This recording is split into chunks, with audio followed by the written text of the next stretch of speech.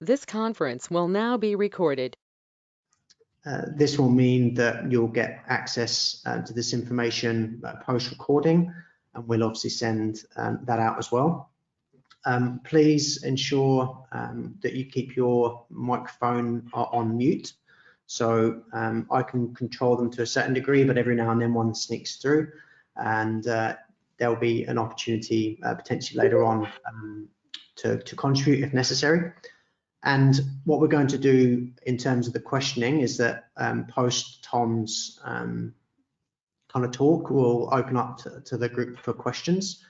Having been in a few of these meetings now, I think the easiest way to do this is if you utilize the chat feature on the control panel, type in your questions, and then what I'll do is I'll relay those to Tom. And yeah, if there's anyone that's got any burning questions that wants to ask themselves, then obviously they're more than willing to do that. What we've also done for the purpose of this evening is we will package up all of the videos and send them to you post presentation. We're finding that, again, I'm not sure if it's the same for you all, but when videos are being streamed on some of the services such as Zoom and GoToMeeting, there's a lot of lag. So what we've done and what Tom's kindly done is he's packaged up all the videos that ordinarily he would have presented. And then he will, well, we will send them out to you post-event. So you'll have access to all the material, you'll have access to all the videos, and you'll have access to all the presentations also, which is obviously really positive. And we certainly encourage you to share those, utilize them, adapt them based on the context that you're in with your young goalkeepers. So yeah, that's certainly the gist of this evening. I'm going to hand over to Tom now, who will share his screen, and then we'll take you through the rest of the presentation. But as mentioned, I'd certainly encourage you to type away in the chat feature.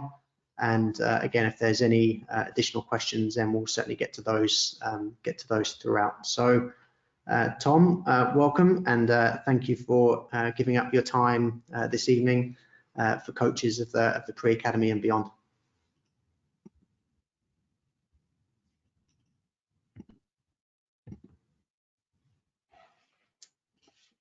Pleasure. Thank you very much, Stephen. Thank you for the kind introduction, and thank you to everybody for being here this evening. I think it's a really good turnout, and I think it's hopefully a really diverse kind of mix of coaches, goalkeeping coaches, technical directors. So thank you very much for joining in and tuning in. As Steve said, if you've got any questions at the end, write them in the chat box. I'm more than happy to answer them. And then hopefully the next 30-45 minutes will hopefully be of interest to you guys, regardless of your role and club. So we'll get started. So this is our goalkeeping performance plan, and it's specifically aimed at our pre-academy phase. So we're looking roughly around the 8 to 14 age range. So there'll be some kind of examples applied from first team all the way down to under 9s. From my experience and my background, I've worked across academy football for many years, and I've worked with all different age ranges. And my role now at Melbourne Victory is head of goalkeeping, so I look after all of the first team goalkeepers and oversee the entire goalkeeping department. So again, it's a really diverse role. I can look after goalkeepers and their development and their lifestyle, and support our first team goalkeepers in their performance as well. And something that's really important to me is that our goalkeeping approach is aligned throughout our club, throughout all of our goalkeepers and goalkeeping department, all our goalkeeping staff, and all of our outfield staff as well, and from a multi-discipline approach. So I'd like to draw your attention to the top left-hand corner of the screen, and we'll start by giving a bit of a mission statement or a playing style statement around what we look to achieve from our goalkeepers. And that's creating brave, commanding and proactive goalkeepers. So I'll touch on kind of those words, and our goalkeepers will take ownership of those words as well, and everything will be linked to them, and that's kind of what we're looking to create, especially at some of our youngest ages. So here's a list of kind of contents of all the stuff that we'll journey through tonight. There's 9 key points that I thought were kind of really relevant for goalkeepers around this age. And we'll start off by outlining some objectives and what we look for from goalkeepers at a young age. We'll outline our key goalkeeping principles, which are consistent throughout every level of our club, from our first team all the way through to our pre-academy. Then we'll give a bit of insight about our training methodology, how to integrate goalkeepers within training sessions, how to challenge them within the game. And then I'll provide a little bit of insight about some of the things that I've come across within the game, within academy football, pre-academy football, and some solutions that we might offer in order to improve goalkeeper development across the region. So first of all, we'll start with our pre-academy goalkeeping objectives. And these are really simple, really general and broad terms. And we might be, goalkeepers might come through our door that are relatively new to the position. So first and foremost, we want to really ignite and instill a love of the game in the goalkeeping position. We want to create like that real keen young goalkeeper that has that desire to make a save, really wants to be in the position. And in addition to that, we want to identify goalkeepers for our academy. Our academy age starts at under 13, and that's the first age that we recruit and select goalkeepers at. So we're trying to prepare and identify the best goalkeepers in the region and identify the most talented potential goalkeepers manoeuvring through our academy into our first team.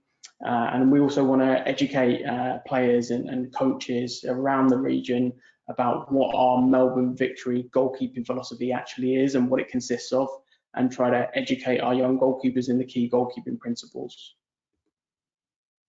So from a goalkeeping profile, what we look for in young goalkeepers from a really early age is, first of all, like I said previously, if they're showing the love of the position and the love of the game, they really want to be involved in it, they're starting to obsess with football, that's the first thing that we look for. We want to give our young players and our young goalkeepers their best experience in football really early on. In addition to that, we look at some basic fundamental movement skills. So in our academy and senior goalkeeping profile, we've got some really key and specific physical outcomes. However, in the youngest age, we're not expecting them to be explosive and powerful and strong. It's more a case if they're showing good agility, balance and coordination, and potential indicators that they might be able to have some of those attributes further down the line. In addition to that, we want every player to come through the door to have an essence of coachability and a willingness to learn, like a real desire to be in the building, to be coached and to give their all in the training sessions. And that has to be two ways as well. So even if they're young goalkeepers and they might be a little bit shy and timid as they first start, we really want that feedback from them and for them to take ownership over their own training. And the last thing for me is one of the most important things is we want goalkeepers to have the ability to solve problems, to be proactive, to be brave within the game in terms of their decision making, to have determination and to really kind of approach the game with a trial and error kind of mindset. And then we want them to be actively involved in the game. So when we look at young goalkeepers and we scout them within the games, we look if they're actively involved or if they're just staying back in their goal and just waiting for the game, or if they're following the game and starting to be involved in the game. So they're some of the indicators that we look for at a really early age. So I'll move on to our key goalkeeping principles. And this for me is one of the most important things that we have in our goalkeeping performance plan. And as I said previously, it's consistent throughout every age and every level. When I speak with Lawrence Thomas, we talk about those things, and the goalkeepers have really taken ownership of these terms as well. So every goalkeeper throughout our entire club will know these key principles, and they'll use them in their language as well. And I've presented this to our academy coaches and to our first team coaches, and they also share the opinion of these are the 4 key things that we always look for. It's show a desire to protect their goal, dominate the area in the air and on the ground, control the space behind the defensive unit, and break lines and counter with their distribution skills. So if these are our key principles, we break them down into sub-principles, and this is our template and our blueprint for playing. I've been involved in goalkeeper departments in the past where they prescribe action after technique and try to break down the game so finely that there's so much detail in the goalkeeping plan that it doesn't leave it's very rigid. It doesn't leave any flexibility. So we look at goalkeeping in broader terms. So our first priority is that goalkeepers show everything that they have to protect their goal, with desire, with courage, with bravery, and they put their body on the line to make saves. Within that, a key sub-principle is having optimal positioning and stance in relation to the ball and goal, effective actions to prevent direct goal scoring opportunities. So we won't confine our goalkeepers to using a specific technique. We rely on them and coach them so that they have the tools to be able to deal with multiple situations with what they feel is the most effective action. And we talk about them as goalkeeping actions that are applicable within the game. And lastly, we want goalkeepers to get effective contact. So whatever body part they make the save with, whether it's their torso or hand or a foot save, we want them to be really effective in their contact and to deflect into a good, safe area or to retain the ball. So that's our first key principle. Moving on to our second one is we want our goalkeepers to be really brave in dominating the area. It's a very difficult thing for a young goalkeeper when you're first starting out in goal and you're getting the geography and the feel for the position. We want our young goalkeepers to be incredibly brave, and from a coaching perspective and from all the technical directors listening, we should really be encouraging young goalkeepers to be brave to defend their area, and then it has to be relative to the aging stage that the goalkeepers are at. And something that we ask of our young goalkeepers is that if they're really decisive in their action and they choose to come for a cross or come and slide and smother at feet, all we ask them is that they get first contact on the ball. So if they choose to make that decision, no problem. We just want them to get first contact. And what I find is that actually takes a little bit of pressure off the goalkeeper, thinking that they have to come 10 yards out of the goal and catch a high cross. If they get first contact, then potentially it's an effective decision, and we can refine and work on the actual action as we progress through our kind of coaching journey. But we just need our goalkeepers to start to have the intent. And when doing this, we need to make sure that they communicate their decision. So if the best action is for them to drop and protect their goal, they still need to communicate and communicate loudly. They have to be able to change their tone of voice based on the situation, whether it's urgent or whether it's they're communicating for to give the defenders energy to clear the ball. And as I said, decisive actions, whether they're clearing their lines or dropping and protecting the goal. Similarly, in terms of controlling the space behind the defensive unit, most of these actions now come outside of the area. So a lot of coaches in the modern age ask their goalkeepers to maintain a high line and to sweep. We don't tell our goalkeepers to keep a high line. We want them to have the optimal position. So we don't want them to get into a high area that means that they're causing more problems than they're trying to solve. So this is a proactive part of the goalkeeping position, and we just want our goalkeepers to remain connected with the play. So we want them to follow the play, move proactively, stay engaged in the game, constantly be ready to try to diffuse this type of situation and try to read triggers that lead to these types of situations, whether it's aerial through balls or through balls to feet. And again, they must communicate their actions. If they're going to leave the goal area, they have to communicate their actions and be really decisive and brave with their decision making as well. And there's got to be a lot of trial and error in this principle as well, especially at the youngest age. And then to take the pressure off our goalkeepers again, we just tell them that all they need to do is get first contact and clear their lines. There's no pressure for them to retain possession of the ball and regain possession of the ball in these scenarios. We just want them to be proactive to diffuse the potential goal scoring opportunity and put the ball into a safe area. So our last principle is in possession, and rather than just say playing out from the back or building up from the back, we want our goalkeepers to actively break lines and counter-attack with distribution skills. So our first instruction to our goalkeepers is that we want to play the most effective pass. So if we can play one pass to one player to put them through on goal, then for us that's the correct pass in that scenario. So we want our goalkeepers rather to look short and work their way up. We want them to look long and direct for the player in the most amount of space, and then work backwards to eventually play out short if there's no additional options further forwards. It might also be to play the most advanced player into their chest or into their touch to be able to lay off to then play forwards. Or if not, we ask our goalkeepers to try to break a line or eliminate at least one player out of the game. So the goalkeeper is actively involved in the build-up. However, it's not just playing side to side, run back. We want to play like really incisive passes to create goal scoring opportunities. So there are goalkeeping principles, and they really encompass everything we do in our goalkeeper department.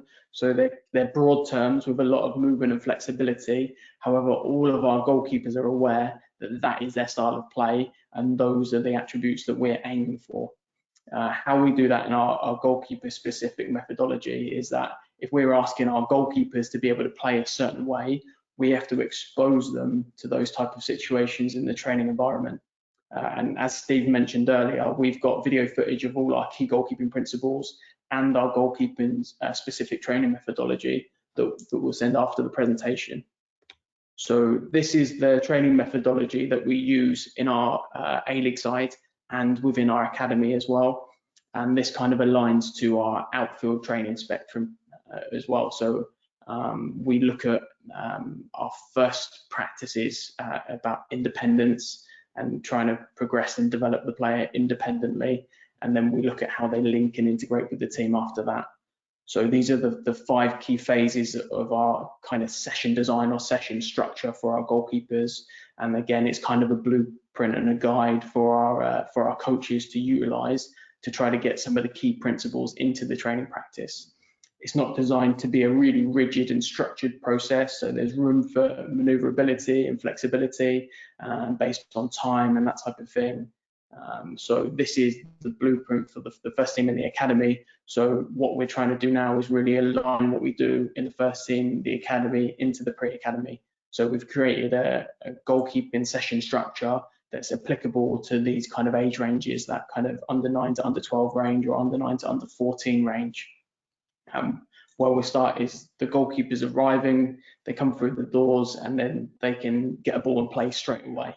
So we go from an arrival activity to a possession practice, which will be relevant to the goalkeeper, to our skill acquisition phase, to what we call a goalkeeping game. So to break down the goalkeeper arrival activity, this is designed to be really fun and really engaging for the goalkeepers. So if we have a group of 4 goalkeepers training with 1 goalkeeping coach, then the activity is always set up as they arrive. And then it's got to be something that's really fun, but really relevant and linked to the overall theme of the session. And so the coach facilitates this, but it's led and it's driven by the players. So we might add some constraints and progressions and rules into whatever that kind of game or arrival activity might be. But it's always guided by the players, and we want to get to a stage where the players are now progressing their own rules and progressing their own kind of challenges within this. And there always has to be an element of competition within this phase as well. So there's always a scoring system, there's always winning, losing, and we always get the players to kind of officiate themselves as well, because young players have to learn to deal with conflict, they have to learn to win, to lose, to draw. And they have to learn to be competitive as well. So even though the result or the outcome doesn't matter, it's the process that really matters. So then we move on to what we call a possession practice. And we know throughout all of our goalkeeper training methodology, after the game or the arrival activity or the activation, the first touches for the goalkeepers are usually with their feet. So in the first team environment, we might do opposed passing patterns, or we might do small possession games. So we want to replicate that within our pre-academy structure as well. But we want this to be relevant and realistic to the goalkeeping position. So to be dealing with the type of back passes that you might see in an under 11s game, to deal with the type of pressure that you might get when you're playing at under 9s, and to have applicable and relevant passing options as well. So we can do that through passive pressure or small possession games, as I said, and they'll always try to be like a scoring system as well. Like even if you're playing into mini goals to score, or you need to play through a certain amount of players, or you need to play a certain type of pass or into a target, So there's an element of competition, so you can win and lose in these games as well. And I find that really kind of creates that game realism. So then we move on to the main part of the session. And from the first two stages, from the arrival activity and the possession practice, we want to try and link what the overall theme of the session is as well. So there could be multiple themes, or we could be working across two of the principles within the session. So we want to try and link as best we can from the first practice when we start to the last practice when we end. And then this part of the session is what we call the skill acquisition phase, which are terms that you'll be used to in Australia. And we want to create a snapshot of the game. So if we're working with under 12 goalkeepers, then what does the under 12 game look like, and what kind of snapshots and scenarios are those goalkeepers being exposed to? So it has to be realistic and relevant from the perspective of the goalkeeper based on their age and stage. And then we want to create elements of decision making, but with a focus on repetition still. So it's not we're just playing random live games, it's we're playing a specific, or having a specific focus on whatever that snapshot is, and they're seeing the relevant pictures, and we're incorporating potentially a transition moment as well. So if the ball goes from a shot on goal into the goalkeeper's hands, then potentially there's a second phase where they have to distribute as well. And then it will be a distribution type that's relative to their game as well. So if it's an under 9, then it will be where they roll the ball out next, or where they throw the ball out next. So there's a clear kind of succession to when they don't have the ball to when they have the ball. And then this will lead into our goalkeeping game. So our goalkeeping game is designed to add like real competition. And if you ask young goalkeepers, they don't enjoy kind of waiting in line, waiting for their turn, or they don't enjoy potentially going through a line of cones or a ladder or over hurdles. They love the game. Young players love the game, and we have to expose them to the game. So we have to create competitive and enjoyable goalkeeping games that promote goalkeeping actions. So every goalkeeper, so if there's 4 goalkeepers within the training session, every goalkeeper will be involved. We want the goalkeepers to have actions in and out of possession as well, and transition moments, and they're always linked to our goalkeeping principles as well. And then there'll be potentially multiple goals, so it could be like even a 1-on-1 or a 2v2 into small goals in close range distance that might promote reactive type saves from short distances, or it might be a wider game, again with 2 goals, that promote the types of crosses that you might get in an under 11s or an under 12s game, which will generally be low or on the floor or wrapped or bouncing, always with a second phase. And again, always with transition moments, so the goalkeeper's trying to score against each other. And we do things like 4-goal games as well. So you might have 4 goalkeepers in a 4-goal game, and you can kind of get every principle and every moment of the game. And for me, young goalkeepers love doing this type of game. So the more that we can expose them to this type of practice, the better. So linking that to some considerations within our session planning. So whether you're an outfield coach or a goalkeeping coach, we have to factor how we integrate the goalkeeper and how we plan, number one, goalkeeping sessions, and then how we plan to integrate them.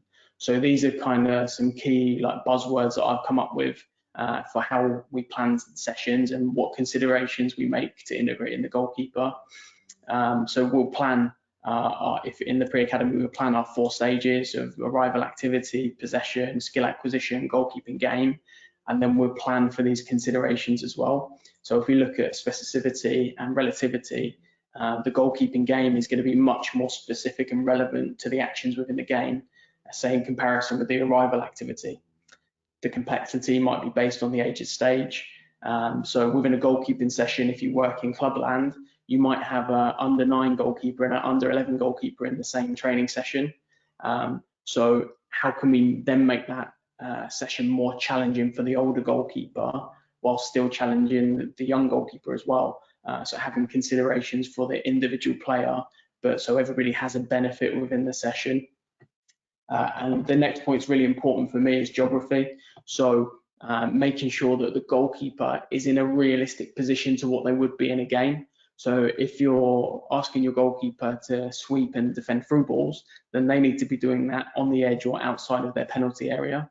as much as possible, try to stage as much of the goalkeeping session within the goal as well. It's really important that most occasions that they have the goal behind them and know the feeling of making a save or conceding the goal. And then the intensity will be based on, again, the age of the player and your intention for how intense that part of the session needs to be. So the goalkeeping game will be the most intense part of that goalkeeping session. So we need to then have a consideration for how much recovery time we give our goalkeepers, because if they're performing action after action after action, that's going to affect their quality, and then it doesn't necessarily resemble what they're going to be seeing and feeling in the game. And as we move on and progress to work with older goalkeepers, we have to take in consideration the energy system that the goalkeeper operates within, and then try to design our session to incorporate that energy system, so the goalkeepers are not working to exhaustion, because they'll never do that within the game. So just some kind of key points to consider when you're planning your sessions. And then one of the really the most important aspects of session planning, as I said, is integrating the goalkeeper. And I've seen this done really well, and I've seen it done really badly across a number of different environments. And for me, the best coaches that I've worked with always integrate their goalkeeper brilliantly within the training sessions. So we can integrate our goalkeeper on a kind of multitude of practices. So for me, if you have a training session with your group of players and you can't integrate the goalkeeper, then I would question how relevant and realistic that practice is. So even for basic rondos and passing patterns, you can include the goalkeeper all the way through to kind of our second stage of session planning, our spectrum of practices. And then we need to take into consideration what the goalkeeper's role looks like. And within your planning as well, you should already have an idea of the requirements of the goalkeeper within your philosophy or within your club or within your team.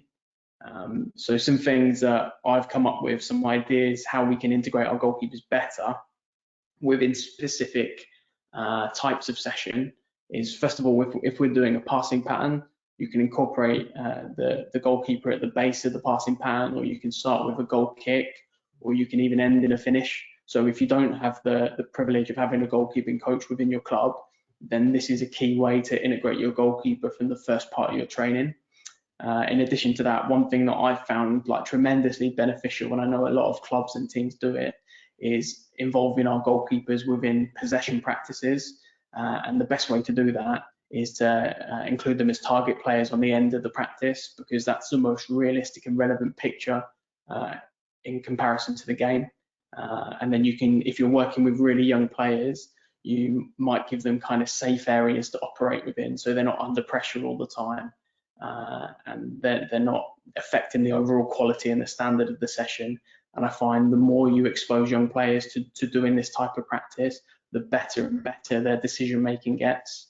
And then in addition to that, if we're doing more game training, focus sessions, or attack v defense, or phases of play, then we can start these sessions with a structured start. So a lot of kind of attack v defense sessions start either with a goal kick, or they start with the coach just above the halfway line playing the ball in. And I think this is a really good opportunity to start the practice with a back pass, or with a throw in or a corner, or to start it with a ball over the top, play beyond the defensive line. So the first kind of requirement is your goalkeeper to make a decision whether to leave the area, whether they can deal with a through ball, whether they can allow it to come into their penalty area. And on top of that, you'll get the communication with the back line if the back line need to head it away, and you can play live from that kind of situation, and they'll get exposed to those type of situations much more. And then again, like a lot of modern coaches will ask their goalkeepers to sweep and to deal with the ball behind. So one thing that you can do is kind of create like an end zone for them to defend. So especially if you're asking this of a young goalkeeper, so you can take the pressure off them defending the goal, remove the goal, but include an end zone, or include small target goals for them to defend. So now they're getting used to adjusting and moving with the play, adjusting to the ball. And then again, they get specific actions to that requirement, because they can come and sweep, they can come and clear their lines, they can defend the target goals, they can defend the space. So really effective actions without actually the pressure of defending the goal as well.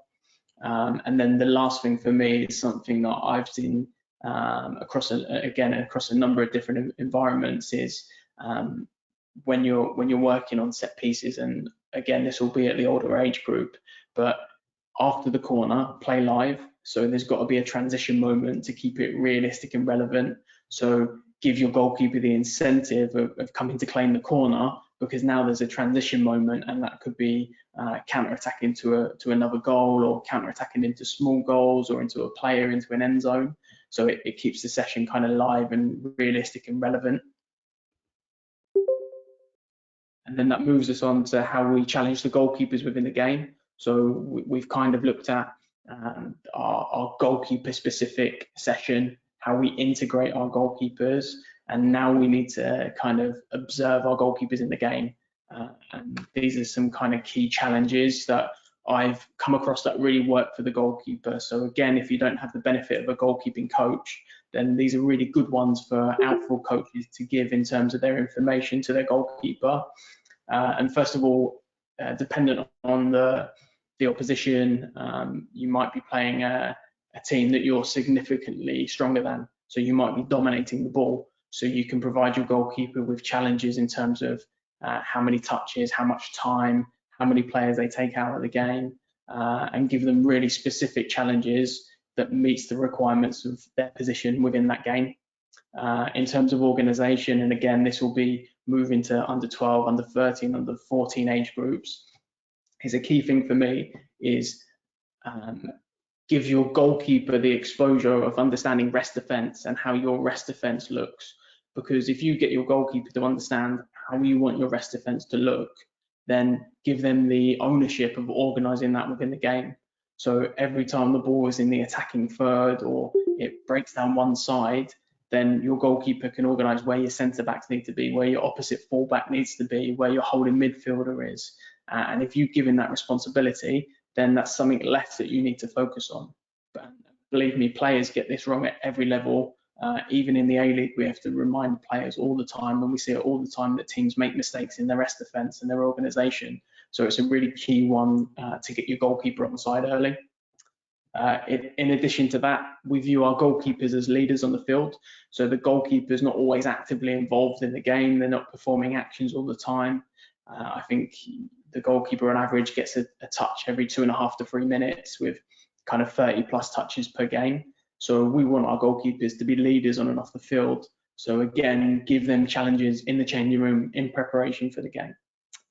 In terms of their starting position, it's always one where the coach is looking at the game, they're attacking, and then they turn around and they see the goalkeeper still in goal and he's not involved in the game. And young goalkeepers are often guilty of this. And it's a really good one to kind of change the mindset of the young goalkeeper, and try to give them kind of clear indicators of when to step up, when to move to the side. One thing that we've used in the past is giving clear guidelines on the field, so separating the central channels in the field into 3, so the goalkeeper knows which channel to move into depending on where the ball is. And then you can give them clear triggers and clear cues of when the ball is played backwards, then it's a trigger for them to step up, and then not only for them to step up, to communicate the back line to step up. So then there's a knock-on effect. So now your goalkeeper is essentially coaching your defensive unit. And on top of that, again, as the goalkeeper matures and gets older, we want them to be more aware to the state of the game. So I think scenario-based training, when you create situations and scenarios in training, whether you're winning or losing or chasing the game, it's a really good opportunity to educate your goalkeeper how to manage the state of the game. So whether to slow the game down and retain possession of the ball, whether they need to set up a goal kick and set players up one side, even if they're 12 or 13 years old, then there might be a time just to start implementing some of those habits. So again, the goalkeeper has a leadership role, can communicate his role, and can affect the state of the game. But these are the things that within this phase we're just starting to touch upon. They're not things that we're expecting our goalkeepers to be able to do all of these, even within the academy at under 13, 14 and 15. We don't expect them to be brilliant at all of these things straight away. This is a long process, and it takes a lot of time to educate the goalkeeper in this way, but it does create that goalkeeping presence and a mentality, and brings connection with the goalkeeper into the team. So we'll move on to the last two sections. And as I mentioned earlier, we'll look at some of the kind of common mistakes and misconceptions that I've seen from my time in England, in academy football, all the way into first team football. And then we'll finish on some solutions that I'm going to put forwards. So some of the common mistakes that I've come across, and we could speak about this for hours, is early specialization. So there's a lot of research on this and a lot of differing opinions and that type of thing. So we would never discourage a young goalkeeper to kind of love and obsess with the position. However, if you do have a young goalkeeper that all he wants to do is play in goal, he's 8 years old, he loves the position, he watches goalkeepers from all over the world, and that's all he wants to do, then I would say just try to expose him into playing on field in training. Maybe have that kind of experience of playing on pitch in games as well. And then even exposing young players to other sports as well, so they're getting all of their fundamental movement skills. So it's really important for me, and I know it can be very difficult for parents and for coaches to kind of find that balance if your team are training even 2-3 times a week, to then have time to play another sport or to be exposed to other positions. But I would say it's definitely something to consider. And another kind of mistake I see as well is if a club are fortunate enough to have a goalkeeping coach, then spending too much time working on isolated practice and working with their goalkeeping coach. For me, as I mentioned earlier, the key is how to integrate and how to bring the goalkeeper to life within the game. So if the club has a goalkeeping coach, then how can we utilize that goalkeeping coach better to help the goalkeeper within the game? And I know that can be difficult, and it can be a challenge at times when you might have multiple goalkeepers, you're working with lots of different age groups, you've only got one goalkeeping coach, but then it's for the goalkeeping coach to help educate the other coaches and other technical staff throughout the club on the certain things that they need to be looking for and ideas how to integrate the goalkeeper. And then in addition to that, the links kind of side by side is that then the goalkeeper doesn't get enough exposure to games and game-like practice and game-relevant practice.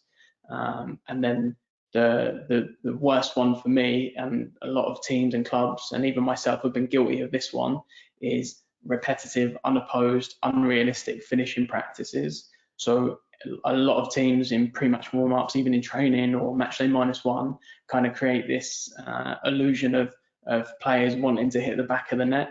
And it's play a ball into the coach, lay off and finish.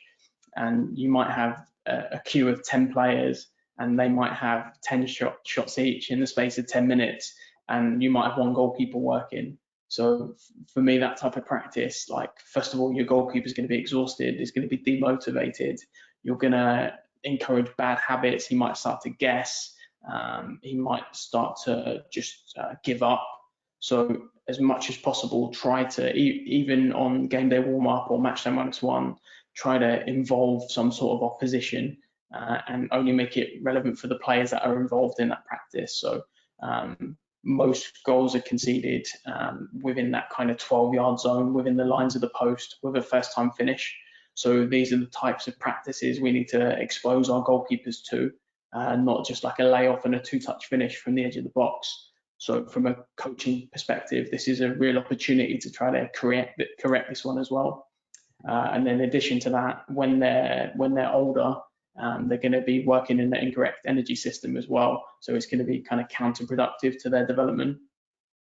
And the last one for me is one that I've kind of seen and experienced a lot throughout academy football and throughout different organizations and in different environments, is that coaches have this desire to grade players and to provide a grading system for players and provide them feedback based on A, B or C, or a 8, 9 or 10.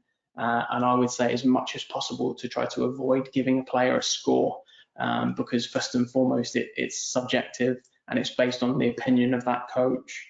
And the first thing players do when they see a report card or they see feedback is they compare. So if I give a young goalkeeper an 8 in handling and another goalkeeper a 6, then all of a sudden he's going to feel inferior. So for me, we don't need to create that kind of problem and situation within young players. And if we give a grade, then we lose the kind of emphasis and the impact of the feedback. So I would say just give some real like impactful feedback. When we feedback to our goalkeepers, we relate everything back to the principals, so that they have like a clear parameter to work from. And then again, on top of that, I've worked in academy football where you need to document everything. Every time you kick a ball, every time you see a player, you need to document, you need to grade them, and you need to give kind of age-based proficiencies. And for me, again, going through my kind of process and journey of coaching, I think it's best to avoid detailing just a number of actions and techniques as much as possible, and try to keep around the broader themes and the broader kind of blueprint of how you want that goalkeeper to play and operate. And you might have some kind of tactical things and some physical output that they might need. However, I think age is not a clear kind of indicator of development. So I think just to try to work as closely as possible with your goalkeepers. And then in addition to that, try to keep your goalkeepers within your system for as long as possible. So if you recruit a young player, you have a duty of care to kind of see his journey through or see her journey through the program as long as possible. And we need to give young players as much help and support as possible, especially in such like a psychologically demanding position in a modern age. And then last section of the presentation, I'll just provide a little bit of feedback around some solutions to goalkeeper development that I think might help coaches progress. And then I think I mentioned it earlier, but if you're working in that kind of 7, 8, 9, 10, 11 age range, then there's actually no harm in rotating your players to play in goal. And you don't need to have a specific goalkeeper necessarily within those ages. And again, there's no problem exposing them to goalkeeping practice or exposing them to the position. However, I would say just try to recruit and develop the best kind of players within those ages that you have access to. And then you look for clear indicators further down the line of goalkeeping potential. And then that's if they, like we said earlier, if they're kind of developing that love for the position, if they have kind of some of the fundamental movement skills that link to the position. So that's a really key one for me. Like as much as possible, just try to expose your goalkeepers to being integrated and being with the team and playing with their friends. And then you've got to find a balance between goalkeeper specific training and integrated training as well. So within our academy, our goalkeepers train 4 times a week and they train for 2 hours per session. And then we have a 50-50 split. So they work with the goalkeeping coach for 1 hour and they integrate within the team for 1 hour. So it's a heavy program, but we feel that because the position is so unique that they need to be exposed to different types of training, and having that hour integrated within the team means that they get exposed to lots of game situations. Our academy coaches are fantastic in integrating them and planning for them as well. So I think within your environment, as much as possible, try to find a balance. And then again, we've got to expose our goalkeepers to challenging and realistic and relevant game-related scenarios. So I touched upon it earlier, but if you're asking your goalkeeper to deal with through balls, then we need to see that within the training session. We need to challenge them to do those things and to start to include some of their end zones and defending the free goals and that type of thing. If you want your goalkeeper to be comfortable in possession of the ball, then he needs to be in possession of the ball with the team, with decision-making elements as much as possible. And that's got to be a holistic approach across all of the club staff, so across the technical director, the head coaches, the assistant coaches, the goalkeeping coach, sports scientists if you have one. So there has to be a holistic approach to goalkeeper development, and we need to make sure that the goalkeeper coaches are not taking ownership of the goalkeepers. They're not my goalkeepers or your goalkeepers. It's got to be a collective. They're our goalkeepers, and we're all responsible for trying to develop them. So within Melbourne Victory, within the pre-academy or the academy, all of our coaching staff are responsible for the development of the goalkeepers, and we've got to be really clear on that. And then just lastly, we've got to continue to develop the goalkeeper within the game. So if you're not coaching your young goalkeeper on a game day, if you're not giving them some help in terms of their position and help in terms of clear cues and triggers, then they're not going to learn within that game necessarily. So we're not looking to overcoach them, but the game is a perfect opportunity to give them feedback and to give them some clear cues in how they might improve the goalkeeping and how you might start to integrate some of those key principles. So that kind of brings us to the conclusion of the presentation. So thank you very much for listening, and I hope it's given a little bit of insight and hopefully can add some value for goalkeeper coaches or technical directors or outfield coaches, and it might start to spark some interest and ignite some interest in terms of integrating the goalkeeper. So I'd like to welcome any questions, but thank you very much for listening. Cool, and thank you very, very much, Tom, and certainly appreciate your openness and honesty to share a number of things that obviously you experience now at Melbourne Victory, but also have experienced in the past. I think it's hopefully come across very clear to those that are listening that we are willing to share what we do, and we want people to know kind of what's going on, and understand the methodology behind not only the pre-academy but the academy and the goalkeepers specifically. So what I'm going to do, I'm just going to surmise, I guess, a couple of the questions that have come in, Tom, and certainly thank you to those that have kind of contributed towards the chat and some of the questions. I'm going to pick on two specifically. So if you think about, obviously your role is a specialist goalkeeper coach, Tom. Your goalkeepers are then also, the goalkeepers are then in sessions with the outfielders. How much exposure or understanding do you think that the outfield players can either pick up or can gather from what you're doing with the goalkeepers? How to ensure that that message is consistent? Yeah, it's a great question actually, and I think as specialist goalkeeping coaches, we need to kind of perceive our role as an assistant coach. So we're support staff to improve the performance of the team. And everything you coach your goalkeeper has a knock-on effect to the outfield players around them as well. And one thing that I find is that if you change your coaching position and you're watching your goalkeeper from different kind of angles and not just behind the goal, then you can look at how they link with like the nearest players around them as well. So if we're working on defending or some sort of defending or defending deep, we need to make sure that all of the feedback given is connected to the team as well. And I think from my experience as well, most players are open to that. And you get some like really unique relationships between your goalkeeper and the defensive players. And sometimes what the defender is doing is actually counterproductive for the goalkeeper. He might be running across the line of the ball, or he might be showing him out the wrong way. So a trick that I try to use, say if I'm working with Lawrence, is that I'll give Lawrence the feedback for Lawrence to communicate to the defender. So you're kind of coaching through the goalkeeper to have an impact on the team as well, and you're encouraging your goalkeeper to communicate with the back line. So for me, that's kind of the best way to build that kind of relationship. Excellent, that's really great, and hopefully that answered the question that was in the group there. The second one that we had was around the perception of risk versus reward. So, as young goalkeepers or goalkeepers in the academy, are you encouraging them to, be more risk averse? Are you encouraging them to be quite creative? And if so, how do you balance that discussion of, being risky, if you like, or playing overly safe? Yeah, again, good question. I think it's a fine line and a really close balance. And I think kind of the younger the player is, the more you can expose them to those type of situations. And I think as long as you provide the entire team with a clear message and understanding of what you're trying to achieve, and to kind of let the players know that there's going to be mistakes within that process.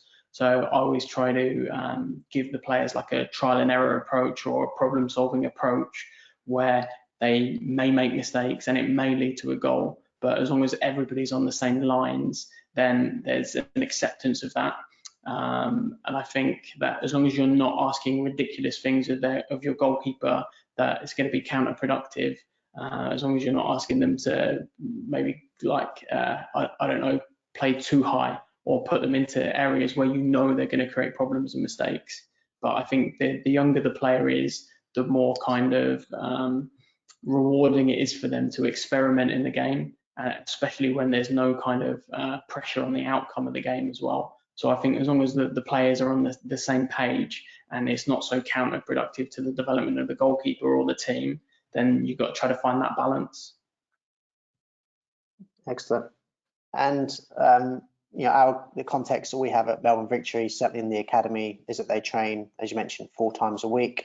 The first team, you know, can vary depending on travel schedules, so anywhere from 3 to 5 times a week.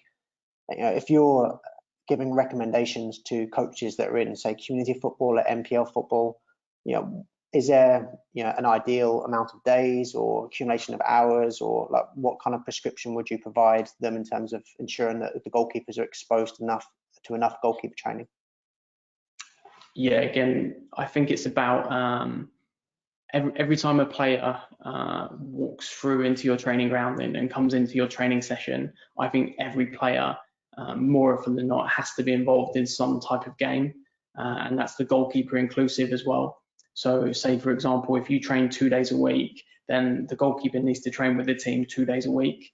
And you have to be kind of clever and intelligent about how you plan to incorporate them into goalkeeping sessions. And it might even mean that, like we do in the Academy at Victory, is that the goalkeepers will train longer than the outfield players. So they might train an additional 15 minutes to ensure that they're getting enough exposure to goalkeeper specific training and allowing them to integrate within the team at the earliest possible stage.